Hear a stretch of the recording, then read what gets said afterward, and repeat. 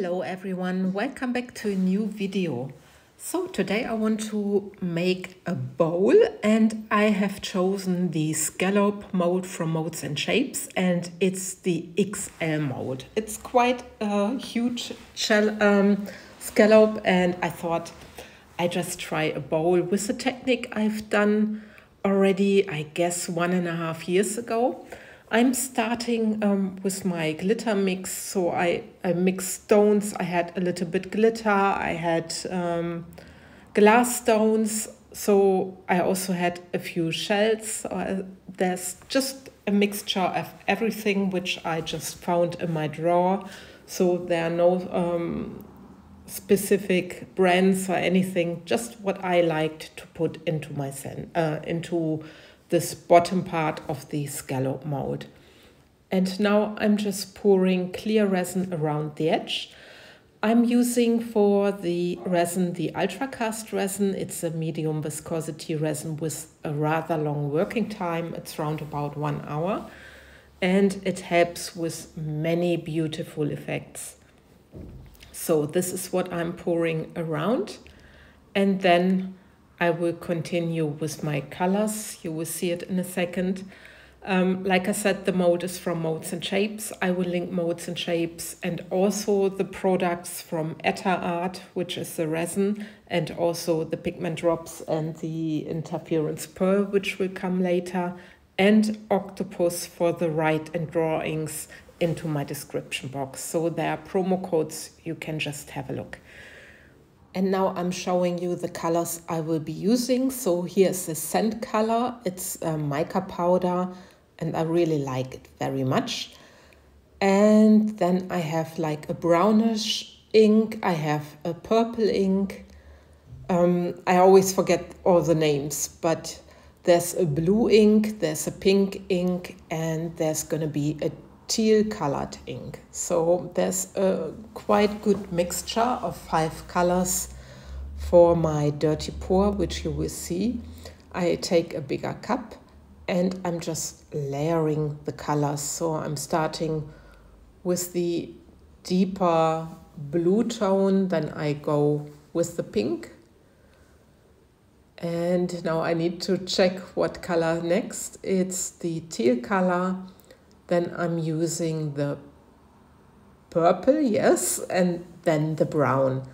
And I alter this 3 times in the same row.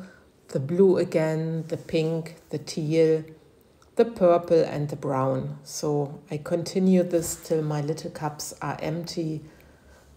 And then I can pour this into my mold.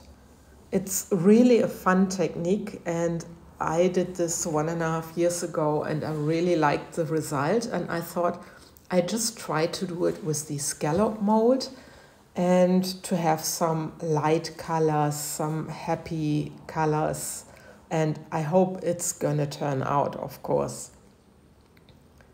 So now my cups are almost empty, just the last 3 colors. Here's the teal, then again the purple, and then the brown. What I was thinking about, because blue and pink makes a purple shade, that I may have too much purple.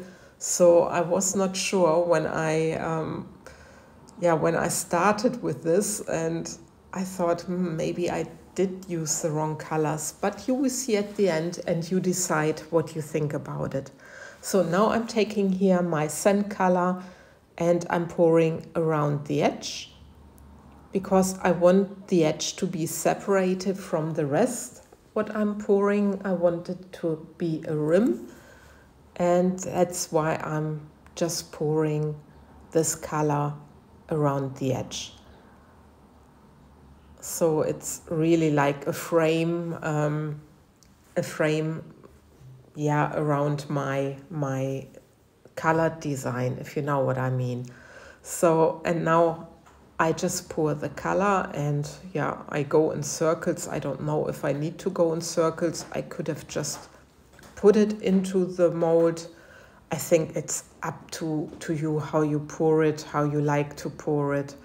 But I make sure that everything is in my mold and you can see the border between the clear resin still and the colored resin, which I want to have.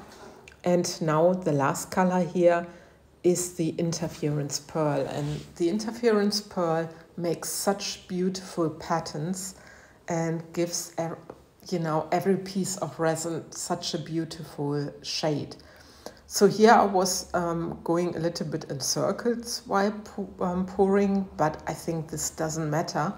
You can also just pour it in there. The reason I keep it in the center is because I want my crackles to appear right from the center, if you know what I mean. If you just pour like in a spiral, and so that the whole mold is covered with the pearl color, you have different crackle effect, and you will see it in the end result, and maybe now what I mean, what I'm trying to explain. So here's the time lapse where you can see how the resin is moving and it's making wonderful effects. And when you get these effects, you can almost say for 100% you get a beautiful crackle effect. So, and this is the close-up after I stopped the time lapse. I didn't finish it completely because I was a little bit, I needed my phone, and I also ran out of battery, so I needed to stop it. Otherwise, it didn't make any sense. So far, I'm quite happy with how the resin moved, and yeah, let's have a look for the next day. I let it cure 24 hours, but it was still a little bit bendy, but it was cured, if you know what I mean. So you can touch it with your hands, there's no problem at all. I just loosen the edges of my mold, and then, I'm curious how this is gonna turn out, if the crackle effect is really beautiful. And look at this. It's a wonderful, crackle effect. And you see, it starts from the center and it crackles all the way to the sides. There's one side where the white didn't go right to the edge, but I don't mind, because if you look deeply in there, there's a little web effect. So it's a beautiful effect, actually. Anyway, and this is the end result.